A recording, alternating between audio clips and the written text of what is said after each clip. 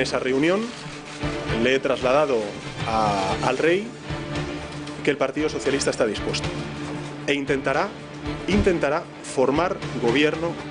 Que vamos a esperar cómo se producen los acontecimientos en el futuro y, por tanto, mi opción y la de mi partido siguen adelante y no renunciamos a lo largo de este proceso a presentarnos en determinado momento, si el rey lo estima oportuno, a la investidura. La pelota está en el tejado del rey Felipe VI. Tras el todavía no tengo los apoyos necesarios de Rajoy, el monarca tiene que decidir en los próximos minutos, a lo mejor lo ven ustedes en directo en este informativo, si confía a Pedro Sánchez la responsabilidad de formar gobierno o si otorga un tiempo extra a los partidos para intentar llegar a un acuerdo, con lo que retrasaría más aún la sesión de investidura. 5W, Atirrojo, buenas noches, empezamos con el qué. Muy buenas noches, Gonzalo. Pues como decías, Felipe VI tiene la última palabra sobre el intento de formar gobierno en nuestro país. Puede demorar unas 2 semanas más la decisión de encomendar a algún partido formar gobierno, o puede apostar porque sea Pedro Sánchez quien lo haga, tras la predisposición de este a intentar llegar a un acuerdo con Podemos y Ciudadanos. Lo único que sabemos es que no le ha propuesto a Mariano Rajoy que intente gobernar. La decisión del monarca será en los próximos minutos, como les decía Gonzalo, en las próximas horas. Nuestro país lleva en funciones desde el pasado, desde hace más de 2 meses, y no puede permitirse mucho más tiempo esta interinidad en los mandos del Ejecutivo. La situación es complicada, ya que, como ha constatado Mariano Rajoy, Sánchez se niega a hablar con él. Las elecciones anticipadas son el horizonte más verosímil a estas horas, ya que cualquiera de las fórmulas de gobierno no gozan de la estabilidad suficiente para llevar las riendas de nuestro país. Sea como fuere, la situación de España es de ingobernabilidad total. Para que gobierne Mariano Rajoy se necesita la abstención del PSOE, cosa que Sánchez no está dispuesto a hacer. Rajoy ha dejado claro que no dejará paso a ningún otro político de su partido. Para que los socialistas puedan gobernar, necesitan o bien del sí de Ciudadanos y la abstención del Partido Popular, cosa que Rajoy no hará, o el apoyo de Podemos y de los separatistas, opción que sería suicida para Sánchez. El panorama, desde luego, está muy, pero que muy abierto. ¿Qué va a decidir el rey? ¿Hasta cuándo esta situación de bloqueo? Editorial con Eduardo García Serrano.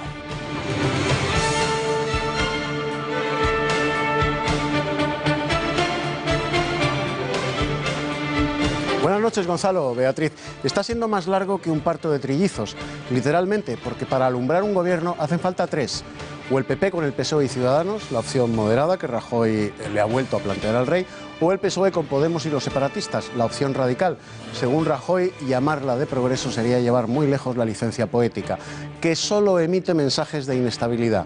La primera opción sería la sensata y la que transmite tranquilidad a los mercados y a las cancillerías allende nuestras fronteras, pero no es negociable porque el PSOE mantiene una resistencia numantina, siquiera sea solo a dialogar. Rajoy carece de mayoría para presentar gobierno. Hoy no tiene apoyos. Está en una coyuntura de colapso, producto de una paradoja electoral. Sin el PSOE, el PP no puede formar gobierno, pero no renuncia a presentarse. Ahora sí, a la investidura si el rey lo estima oportuno. Otra paradoja. Un rey al que la Constitución del 78 despojó de poder ejecutivo real tiene hoy más que nunca en sus manos, en una coyuntura de bloqueo y de colapso, vía proposición, el gobierno de España.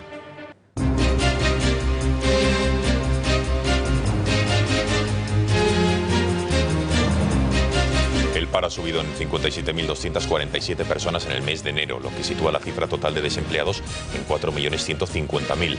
Los sectores más afectados son la agricultura y servicios, y casi el 30% de la contratación temporal a tiempo parcial. Desde el gobierno achacan los malos datos a la situación de incertidumbre generada por la ausencia de un ejecutivo. También la inestabilidad política puede ser uno de esos factores. Yo creo que no hay nada que perturbe más la creación de empleo que la falta de expectativas, que las incertidumbres o que las dudas. En Podemos siguen repartiéndole los ministros a Pedro Sánchez en un hipotético gobierno en el que no solo reparten sus carteras, sino también las del PSOE. Errejón Interior, Garzón Economía, Vescansa Sanidad, Hernando como ministro de Industria o el ex-Gemaz al frente de Defensa. Aunque desde la formación han rechazado que se trate de un ofrecimiento oficial y achacan lo publicado a un error, desde la Secretaría General Pedro Sánchez les acusa de empezar la negociación por el final. Ahora lo que toca es responsabilidad, sentido del Estado, que quiere hacer, de tal manera que o bien Mariano Rajoy o bien Pedro Sánchez lleven a cabo o asuman la responsabilidad que se les ha encomendado. Yo no sé qué manual de negociación ha leído Podemos, pero me parece que el único capítulo que han leído es el último. Nos hemos pasado, lo sabía mucha gente, son las palabras de la hermana y mano derecha al frente del consistorio de Valencia, Rita Barberá. El cerco de corrupción se estrecha en torno a la que fuera regente de la capital del Turia y ya son sus propios compañeros quienes querrían cobrarse su cabeza. Nos hemos pasado, mucha gente nos hemos pasado. Me entregaré el escaño, Rita Barberá. Yo sé lo que yo haría si fuera ella. La corrupción nos está destrozando a todos, a todos.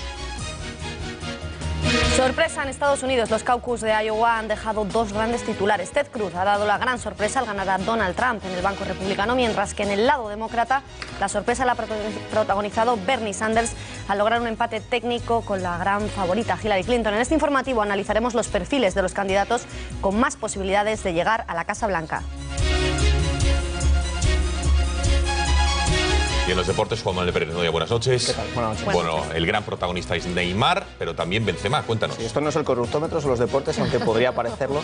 Algún día, bueno, la actualidad deportiva viene marcada también por el caso Neymar y por el caso Balbuena. Vamos primero con el brasileño. Ha declarado hoy en la Audiencia Nacional, ha llegado acompañada de su padre, lo estamos viendo, para declarar sobre esa supuesta implicación en corrupción entre particulares por su traspaso del Barcelona al Santos. También hay actualidad judicial en el caso de Balbuena, que afecta a Benzema. En Francia han solicitado que le quite la cautelar, que por tanto no tenga que estar alejado de Balbuena y que pueda acudir a la Eurocopa. En el tiempo de deportes ampliamos información.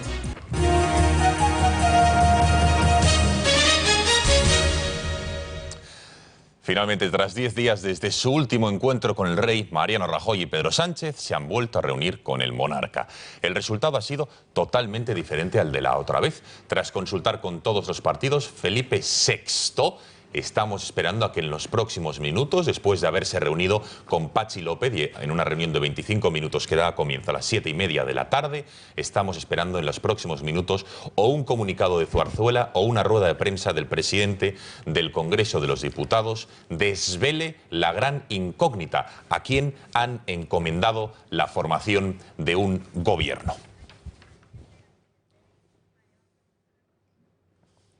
Vamos a escuchar al presidente en funciones, Mariano Rajoy. Cómo ha comparecido ante los medios, ha comunicado su nueva negativa a intentar formar gobierno, asegurando que todavía no tiene del apoyo necesario para gobernar. Eso sí, Mariano Rajoy ha asegurado que bajo ningún concepto va a dar un paso atrás y dejar a un compañero suyo de partido que intente liderar un nuevo ejecutivo, y en el caso de unas hipotéticas nuevas elecciones generales, él ha dejado muy claro, volvería a ser el candidato del PP.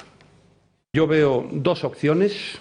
Una, la que nosotros hemos propuesto desde el día 21 de diciembre, la opción de la moderación, del realismo y la sensatez, y otra, la opción del radicalismo, apoyada además por partidos radicalmente contrarios a la Constitución, que vamos a esperar cómo se producen los acontecimientos en el futuro, y por tanto mi opción y la de mi partido siguen adelante y no renunciamos a lo largo de este proceso a presentarnos en determinado momento, si el rey lo estima oportuno, a la investidura. Esta mañana ha sido el propio Pedro Sánchez quien comunicaba al rey que sí, que tenía la intención de formar gobierno de cambio y progresistas, y Rajoy volvía a tirar la toalla y a no intentarlo. El líder socialista ha dicho que está dispuesto a hablar con todas las formaciones, incluido el Partido Popular, para sacar a España de lo que dice es una situación de bloqueo en la que no se aguanta más. Con el PP hablaré, por supuesto. Representa a 7 millones de españoles que me merecen todo el respeto. El Partido Socialista dará un paso al frente, si así lo tiene a bien el rey, e intentará formar gobierno y sacar de esta situación de bloqueo a la democracia española y a las instituciones. Que dejemos de hablar de vetos y empecemos a hablar de qué podemos hacer unidos. Y esa va a ser la voluntad del Partido Socialista. Pero Sánchez está un tanto lacónico en la rueda de prensa. Vamos a valorar las opciones que tiene el líder socialista. Para ello, tenemos conexión con la cronista parlamentaria Ketty Garat. Ketty, buenas noches. ¿Qué busca Sánchez y cuáles crees que van a ser sus primeros movimientos? ¿Qué tal? Pues muy buenas noches.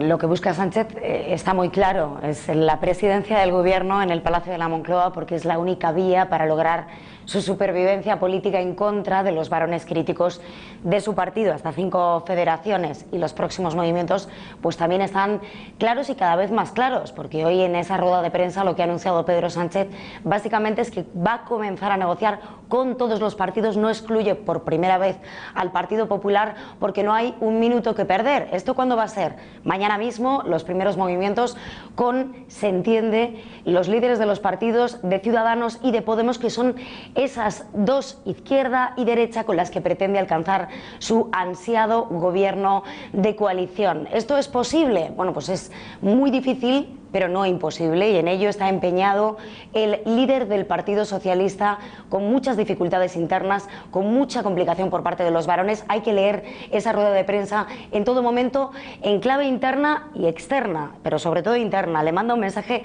a los dirigentes díscolos, sobre todo a Susana Díaz o a Javier Lambán y Guillermo Fernández Vara, en el sentido de que lo que hay que hacer lo decide el propio secretario general. Yo soy el que manda, es lo que ha dicho directamente Pedro Sánchez.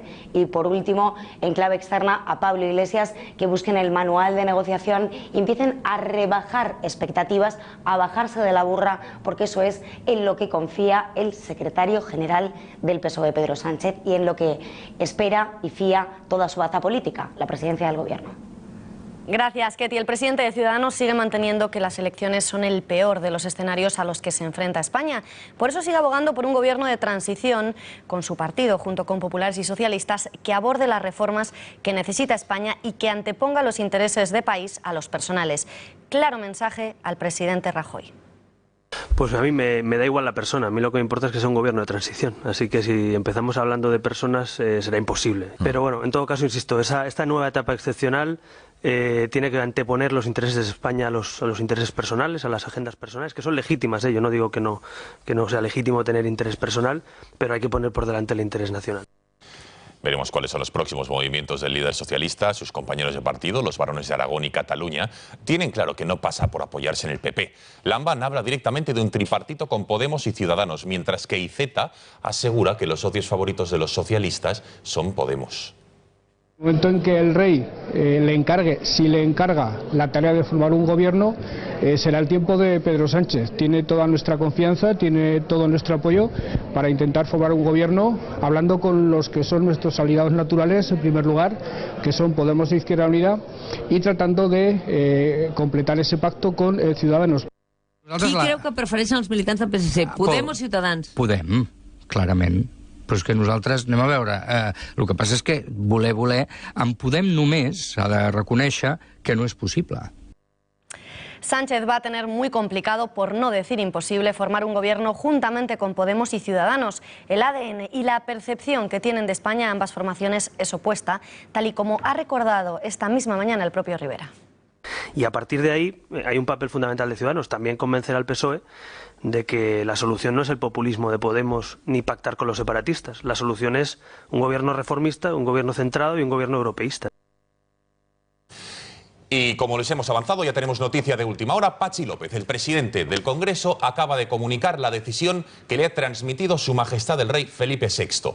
El monarca ha encargado o va a encargar a Pedro Sánchez, secretario general del Partido Socialista, que intente formar gobierno y que se enfrente a la sesión de investidura. Así se lo ha comunicado, como les digo, Felipe VI a López, al que ha convocado en torno a las 7:30 de la tarde en Zarzuela, tras concluir esa segunda ronda de consultas con los diferentes líderes. Patxi López ha afirmado que ya ha hablado con Pedro Sánchez, ya le ha comunicado la decisión del monarca y que el secretario general del Partido Socialista le ha trasladado una petición. Le pide entre 3 semanas y un mes de tiempo para negociar con el resto de formaciones políticas y poder someterse en condiciones a una sesión de investidura. Es decir, Eduardo, buenas noches de nuevo, hablamos que dentro de un mes aproximadamente, a comienzos de marzo, Pedro Sánchez va a someterse a la sesión de investidura del Congreso. ¿Con qué apoyos cree que va a contar? Bueno, vamos a ver, el rey ha seguido el protocolo establecido. Primero se lo ofreció al ganador de las elecciones, rechazó someterse a la investidura. Lo lógico es que hoy se lo haya ofrecido al segundo, al que quedó segundo en las elecciones, que es Pedro Sánchez. Seguimos en una situación de colapso y de bloqueo, porque Pedro Sánchez tiene que contar forzosamente para formar ese gobierno que va a presentar dentro de un mes a lo sumo al Parlamento español, a las Cortes españolas, tiene que contar necesariamente con el apoyo de Ciudadanos. Ciudadanos lo ha dicho por activa y por pasiva, no apoyará de ninguna manera un gobierno del que vayan a formar parte o esté apoyado por las fuerzas secesionistas, por las fuerzas separatistas que acampan, muchas de ellas, en el grupo parlamentario de Podemos, concretamente los valencianos, los catalanes y los gallegos, más las fuerzas separatistas que tienen representación parlamentaria propia, Eduardo, como Esquerra Republicana, el PNV, Junts pel Sí, etcétera. Eduardo, ¿y sería este un gobierno estable? ¿Cuánto duraría? En absoluto no sería un gobierno estable. Es un gobierno que provoca una alarma enorme en las cancillerías extranjeras y en los mercados internacionales. Un gobierno sustentado por Podemos, como bien decía Felipe González este fin de semana en el diario El País. Podemos es una fuerza leninista 3.0, más los separatistas. Es un gobierno de una inestabilidad patológica, que además no creo que se vaya a propiciar, porque Ciudadanos no va a apoyar de ninguna manera a ese gobierno, ni por activa ni por pasiva, ni siquiera con su abstención. Eduardo, ¿y qué significaría que ese gobierno dependiese de Esquerra y de CiU, de los que han desafiado a España y han anunciado una desconexión con España? Pues significaría que darían paso a los referéndums de autodeterminación, que darían paso a todos los procesos de desconexión, que ya ha anunciado también el Partido Nacionalista Vasco. Queremos una plantilla semejante a la que han conseguido hasta el momento los catalanes y más allá, y por supuesto los gallegos. O sea, sería la catástrofe absoluta. Sería la ruptura, supondría la ruptura de España.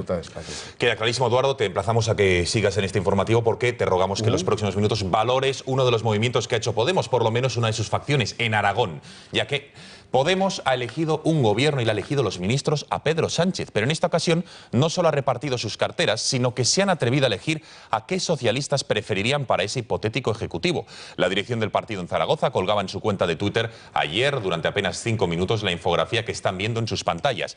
Como ya exigiera Iglesias, Pedro Sánchez sería el presidente del gobierno, mientras que para él se reservaría la vicepresidencia. Eso respecto a presidencia y vicepresidencia. Entre los ministros elegidos por los de Podemos se encuentran Alberto Garzón como titular de Economía y Hacienda, Carolina Vescanza en la cartera de Sanidad, Servicios Sociales e Igualdad, Íñigo Errejón como ministro del Interior, el ex-Gemad Julio Rodríguez como ministro de Defensa, Xavier Domènech como ministro de Plurinacionalidad en ese ministerio que se han inventado, Victoria Rosell en la cartera de Justicia. Del PSOE han elegido a Meritxell Batet como ministra de Empleo, a Antonio Hernando en Industria y también como portavoz del Gobierno. A Luena le colocan al frente del Ministerio de Agricultura, Mariluz Rodríguez en Educación, Cultura y Deporte, Antonio Pradas en Exteriores y María González Veracruz como ministra de Fomento. Para Sánchez, los de Podemos están empezando por el final. Primero, dice el secretario general de los socialistas, hay que hablar para qué. Yo no sé qué manual de negociación ha leído Podemos, pero me parece que el único capítulo que han leído es el último. Desde Podemos desmienten que se trate de una propuesta en firme y achacan la polémica a un malentendido. Su secretaria de Análisis y Programas, Carolina Vescanza, ha afirmado que el esquema del reparto de carteras compartido por la citada cuenta no ha sido elaborado por la formación, ya que ni siquiera tienen clara su autoría. Ahora lo que toca es responsabilidad, sentido del Estado y que cada uno asuma lo que puede y lo que quiere hacer. De tal manera que o bien Mariano Rajoy o bien Pedro Sánchez lleven a cabo o asuman la responsabilidad que se les ha encomendado. No eran estas las declaraciones a las que nos referíamos, en unos momentos trataremos de recuperarlas. Eduardo, ¿qué te llama más la atención? ¿Que coloquen a Errejón al frente del Ministerio del Interior, que coloquen a Garzón en Economía o que se quieran quedar también con la cartera de Defensa? Me llama la atención todo, Beatriz. Todo, de una manera espantosa además. La prueba de lo que acabamos de comentar en la mesa, de que Pedro Sánchez sería poco más que un monigote, ni siquiera un rehén de lujo en un ejecutivo a la limón con Podemos, es la lista de gobierno que Podemos ha hecho pública. Más que un gobierno es la familia Adams con carteras ministeriales. Es un gobierno en el que el Soviet de Podemos controla todos los resortes clave del Estado. La policía y el ejército, la justicia y la hacienda, más un ministerio de nuevo cuño, tóxico y disolvente, de nomenclatura suficientemente explícita. Ministerio de Plurinacionalidad, destinado a culminar la vieja pesadilla de la extrema izquierda y de los separatistas, la Confederación de Estados Ibéricos. Es un gobierno cuyo presidente, Pedro Sánchez, solo tendría una cosa que decirle a su vicepresidente, Pablo Iglesias: sí, buena. Gracias, Eduardo. Por su parte, el portavoz en Comú Podem, Xavier Domènech, ha reconocido hoy que un gobierno formado por PP, PSOE y Ciudadanos es lo más estable, al tiempo que se ha mostrado convencido de que no duraría más de 2 años. La suma de los votos del Partido Socialista, el Partido Popular y Ciudadanos es lo más estable que hay. Y como se construye solo para construir la estabilidad, sin explicar qué tipo de estabilidad se quiere construir, yo creo que sería profundamente inestable. Construiríamos una coalición de gobierno que no creo que tuviese más de 2 años de durada. Bueno, y en Tarragona lo que parece imposible a nivel nacional se ha materializado. Partido Socialista, Partido Popular y Unió Democrática de Cataluña se han unido para gobernar en ese ayuntamiento muy importante, por lo que el PSC ya no va a gobernar en minoría en la localidad gracias al apoyo recabado de los populares. De esta manera, el socialista Félix Ballesteros gobernará con mayoría absoluta gracias a los 9 concejales del PSC, los 4 del Partido Popular y 1 de Unió. En total, 14 concejales, uno más que lo que suma la oposición. Para hablar de este insólito pacto tenemos conexión con Alejandro Fernández Álvarez, es el portavoz del Partido Popular en el Ayuntamiento tarraconense. Señor Fernández, buenas noches. Muy buenas noches. Bueno, antes de nada, la actualidad manda. Le he pedido una primera valoración. ¿Qué le parece esa petición que ha hecho el rey Felipe VI a Pedro Sánchez para que se someta a esa primera sesión de investidura e intente formar gobierno? Bien, yo superada la estupefacción de lo del Ministerio de la Plurinacionalidad, y creo que ya he recuperado el aliento, puedo decir que, en fin, también se ha comentado mientras estaba escuchando las intervenciones, que responde a la normalidad. Es decir, es lógico que después de la renuncia del partido más votado, de quien haga las elecciones, pues le toque a la segunda fuerza. En cualquier caso, no le veo mucho futuro a eso. Y ya centrando la vista en Tarragona, ¿cómo ha sido posible ese acuerdo y en qué consiste? ¿Qué carteras gestionarán los socialistas? ¿Cuáles ustedes y cuál Unió? Mire, lo primero que tiene que hacer un responsable político, más allá de sus ideas, es leer correctamente lo que han votado sus vecinos o el conjunto de tarraconenses, catalanes, españoles, en función de cada elección. Como se pueden imaginar ustedes, a mí pactar con el Partido Socialista, sí, a priori no es que me provoque un placer enorme.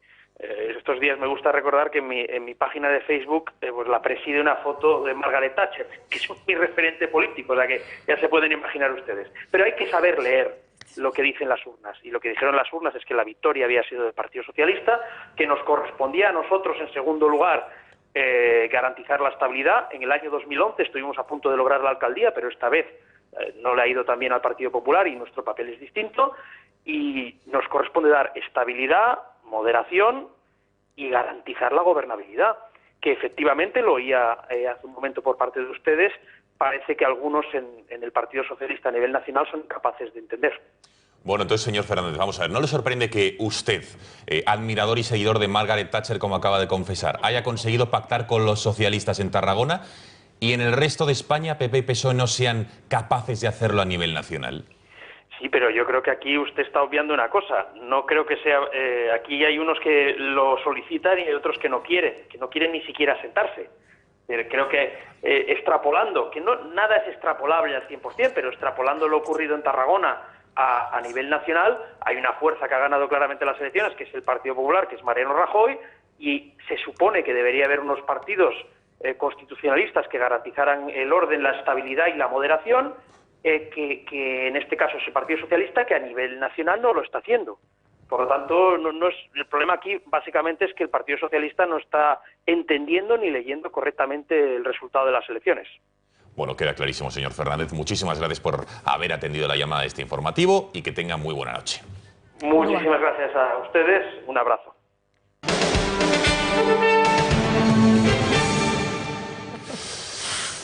Bueno. Bueno, ¿se acuerdan de esta imagen que van a ver a continuación? Era en el Parlamento de Cataluña hace unos meses, se votó por mayoría absoluta el pasado 9 de noviembre una resolución separatista a través de la cual se instaba al futuro gobierno de la Generalitat a iniciar los trámites para la desconexión o separación de España. Una resolución que fue anulada por el Tribunal Constitucional y que ahora otro tribunal, el Superior de Justicia de Cataluña, no lo aprecia como delito.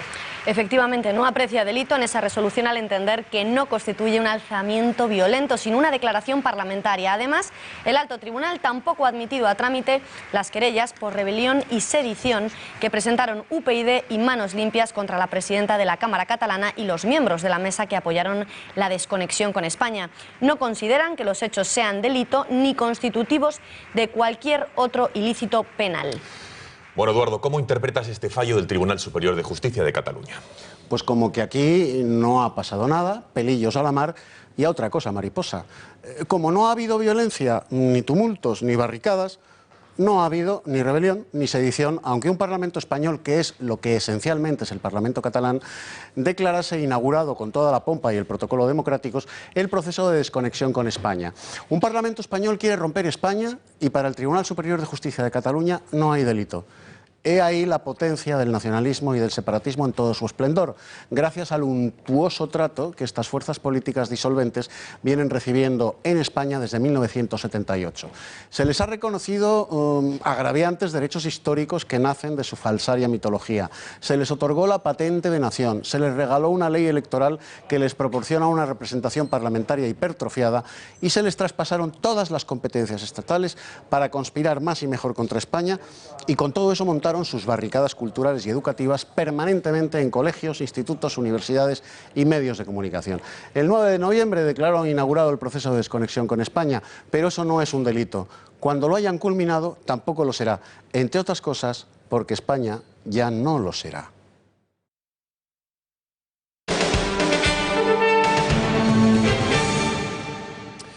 Manuela Carmena ya ha comenzado a retirar monumentos de la época franquista. El pasado 29 de enero, el Ayuntamiento de la capital iniciaba la retirada de estos monumentos y placas, amparándose en la decisión del Pleno Municipal del pasado 22 de diciembre, que aprobó con los votos a favor del PSOE, Ahora Madrid y Ciudadanos, y la única oposición del Partido Popular, la eliminación de vestigios del franquismo. Así, el Ayuntamiento de Madrid, además de erradicar decenas de vías del callejero madrileño, la semana pasada decidió retirar también la placa conmemorativa del fusilamiento de 8 carmelitas que se hallaban en el cementerio parroquial de Carabanchel Bajo, un cementerio, por cierto, privado y al que no se notificó la retirada.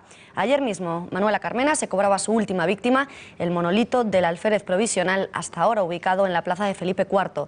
Una decisión rodeada de polémica por cuanto hasta los defensores de la Ley de Memoria Histórica han manifestado su sorpresa por la actuación del consistorio, que se salta incluso sus propios requisitos a la hora de retirar estos monumentos y placas. Desde el Partido Popular ya han anunciado que mañana mismo presentarán en los juzgados de Plaza Castilla una querella contra Ahora Madrid por prevaricar en la retirada de símbolos del franquismo. Conectamos con la redacción de Gaceta.es, donde se encuentra su director, Kiko Méndez Monasterio. Kiko, ¿en qué estaría prevaricando el Ayuntamiento de Carmena y a qué obedecen estas prisas? Buenas noches. Incluso una ley tan sectaria como es la de la memoria histórica requiere de ciertos procedimientos.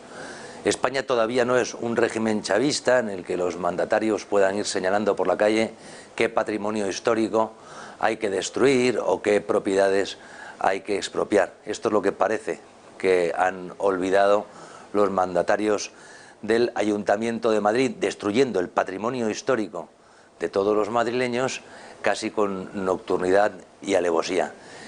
En cuanto a por qué de las prisas, pues aparte de ese ansia de revancha que parece que es casi lo único que les guía en su acción de gobierno, pues está también, no se sabe si preparar de alguna manera una nueva historia en la que no solamente oculten la exaltación o la conmemoración de hechos históricos y de regímenes históricos pasados, sino las pruebas de los crímenes de la izquierda cometidos en el siglo pasado. No se entiende de otra manera ese ánimo de arrancar las placas que conmemoran, por ejemplo, el asesinato de José Calvo Sotelo, asesinado por milicias socialistas antes de empezar la guerra y que por tanto difícilmente pudo colaborar con el franquismo. Lo mismo que han hecho con la placa que conmemoraba a los carmelitas asesinados que poca o ninguna colaboración pudieran tener ni con el alzamiento nacional ni con el régimen de Franco, porque ya habían sido asesinados por las milicias y las huestes izquierdistas mucho antes de que Franco fuera siquiera proclamado como jefe en la zona nacional. Muchísimas gracias, Kiko. ¿Recuerdan cómo hace unos años el presidente del gobierno, José Luis Rodríguez Zapatero, concursó o participó en un debate donde 100 ciudadanos le hacían diferentes preguntas y fue muy polémico porque no sabía cuánto costaba un café? Pues ha vuelto a ocurrir algo similar. Ayer mismo, el líder de Podemos, Pablo Iglesias, subía a Twitter la factura de su primer desayuno en el Congreso de los Diputados, asegurando que le había costado menos de lo que pagaba en la universidad. Una información que fue rápidamente desmentida por los internautas. Hoy Pablo Iglesias ha tratado de quitarle hierro a su error, asegurando que Íñigo Errejón desayunaba Colacao, pero no ha conseguido que la metedura de pata nos recordase a la cometida en 2007 por Zapatero, al que se acusó con su ignorancia de no vivir la realidad de la gran mayoría de españoles. ¿Cuánto vale un café en la calle? ¿Sabe usted contestarme? Sí, 80 céntimos aproximadamente. No. Nos hemos pasado, son las palabras de la hermana de Rita Barberá, y cambiamos radicalmente de asunto sobre el presunto blanqueo de capitales llevado a cabo por el Partido Popular en Valencia. Según se desprende de las investigaciones llevadas a cabo por las fuerzas de seguridad, hasta el momento Asunción Barberá, jefa de gabinete del consistorio de la capital del Turia, regido por su hermana, habría admitido en una reunión la torpeza de recurrir a los trabajadores para blanquear fondos. Nos hemos pasado, mucha gente nos hemos pasado, habría dicho literalmente. Nos hemos pasado. Mucha gente nos hemos pasado. El cerco se estrecha en torno a Rita Barberá. Hoy tanto Cristina Cifuentes como Esperanza Aguirre han arremetido contra ella, dejando ver que renunciarían al cargo si se encontraran en su misma situación. ¿No entregar el escaño, Rita Barberá? Es una decisión que tiene que tomar ella. Yo sé lo que yo haría si fuera ella. La corrupción nos está destrozando a todos, a todos. El PP está ahora en el ojo del huracán, pero mire, no somos los únicos, ¿eh? España necesita una solución que acabe con esta sensación de impunidad que los españoles tienen respecto a la corrupción. Exigencia que desde la oposición no se queda en insinuaciones. El último en exigir la cabeza de la que fuera alcaldesa de la ciudad ha sido el hoy presidente de la Generalitat Valenciana, Ximo Puig, quien exhorta al PP a que obliga a Barberá a renunciar a su puesto como senadora.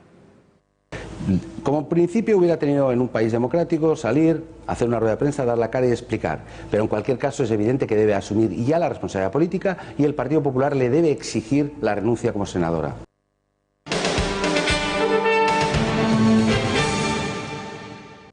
Jarro de agua fría para la economía de nuestro país. El número de parados registrados en España ha subido este mes de enero en 57.247 personas. El total se sitúa en algo más de 4.150.000 desempleados. Aún así, las cifras, si tomamos como referencia los últimos 12 meses, son positivas. El paro ha bajado en casi 375.000 personas en el último año. Los malos datos se deben en parte al fin de la campaña navideña que tantos puestos de trabajo creó en noviembre y diciembre. Por ello, el sector servicios es el que más afectado se ha visto.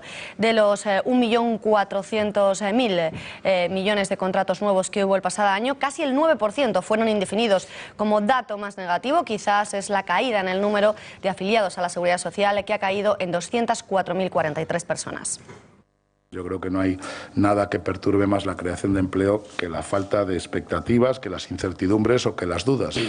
Siendo un dato malo, yo me quedo con el dato global del interanual, que es lo que hay que ver. Un resultado negativo, con un aumento del desempleo y una disminución de la afiliación a la Seguridad Social.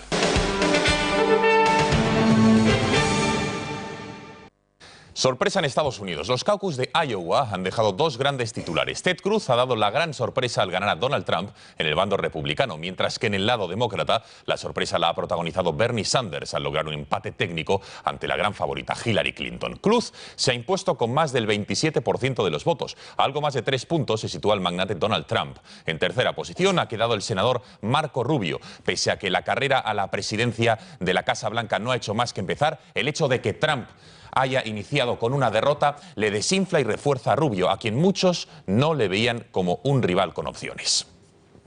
Tiempo de conocer los 5 principales candidatos a la Casa Blanca, 3 en el bando republicano, 2 en el demócrata. Al final solo van a quedar 2 de ellos, quienes van a iniciar en otoño la carrera a las elecciones el 8 de noviembre. Veamos más en profundidad de quién hablamos y sepamos más de ellos, Beatriz.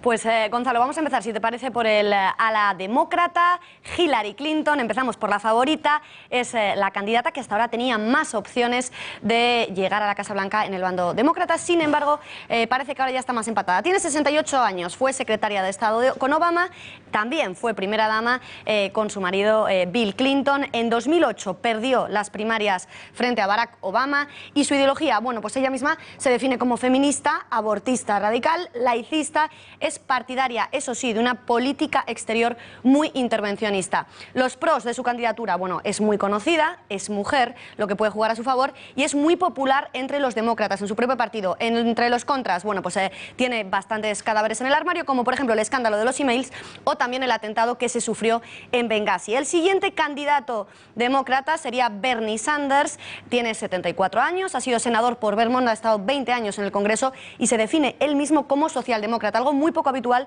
en Estados Unidos. Su ideología es crítico con el capitalismo, está en contra de las grandes corporaciones, aboga por un sistema de salud público y universal y por una educación gratuita universal también. Los pros genera mucha ilusión entre los jóvenes y los contras es socialdemócrata, lo que decíamos es poco habitual y bueno, su edad también puede jugar en su contra, como ya le ocurrió en McCain hace 4 años. Queda clarísimo, Beatriz. Mañana vemos el resto de candidatos, los 3 favoritos en el bando demócrata. Cambiamos asunto porque en Roma ha comenzado una cumbre de la Coalición Internacional contra el Estado Islámico. En esta conferencia participan 23 países representantes de la ONU y de la Unión Europea, quienes están analizando las operaciones en curso. Además, están estudiando nuevas formas de colaboración entre las naciones. El tono de la cumbre es la confianza en derrotar al grupo terrorista islamista, pero todos advierten de la necesidad de no infravalorar a los terroristas. El balance que se hace hasta ahora es que la coalición ha arrebatado a los yihadistas el 40% del territorio que controlaban en Irak y el 20% de Siria. Esta cumbre romana procede a la Conferencia Internacional de Donantes sobre Siria, que se celebrará en Londres el próximo jueves 4 de febrero. Tiempo de análisis. Hemos querido preguntar al periodista y escritor José Javier Esparza, autor del libro La historia de la yihad. José Javier, ¿va a servir de algo la cumbre romana o va a quedar en papel mojado? Muy buenas noches, cuéntanos. Las potencias que se están reuniendo en Roma son las mismas que pensaban que el principal problema en la guerra de Siria no era el Estado Islámico ni el yihadismo en general, sino Bashar al-Assad. Si esta reunión sirve para poner en escena de algún modo que el principal problema ya no es el gobierno de Bashar al-Assad, sino el surgimiento de un auténtico monstruo en esa guerra, algo habremos caminado. Se habla de que ya se toma conciencia de la extensión del Estado Islámico en Libia, donde también habría que intervenir. Bien, también, por cierto, son esas potencias las que estimularon la catástrofe política en Libia. Lo ideal sería que ahí se pusiera en escena la toma de conciencia por parte europea de que hay que cambiar radicalmente la política respecto al mundo musulmán en general y el Próximo Oriente en particular. Y todo lo que no sea eso solo va a ser ahondar en la pertinaz cadena de errores en la que hasta ahora hemos estado viviendo. Muchísimas gracias, José Javier, y muy buenas noches.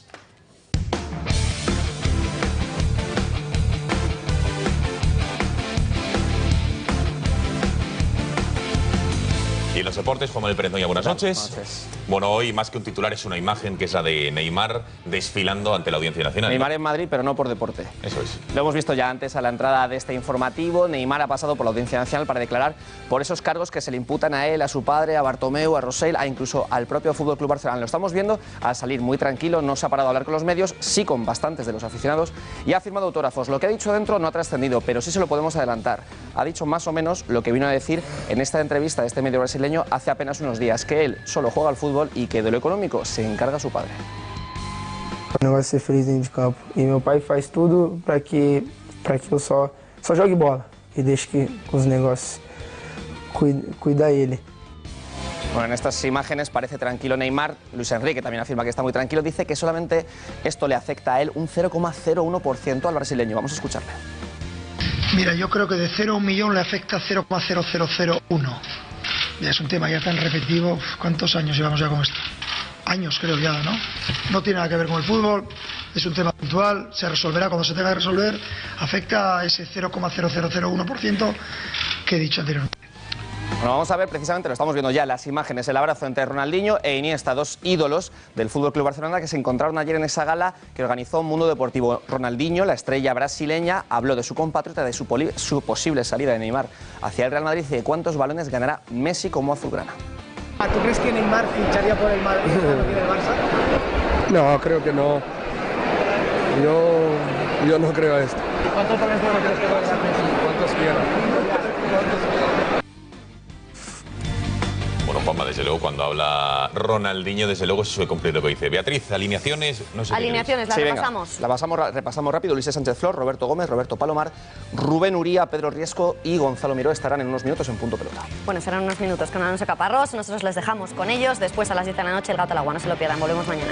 Señores, muchísimas gracias por su confianza. Ya lo saben, la información vuelve mañana puntualmente a las 8 de la tarde. Que pasen una muy buena noche. Adiós.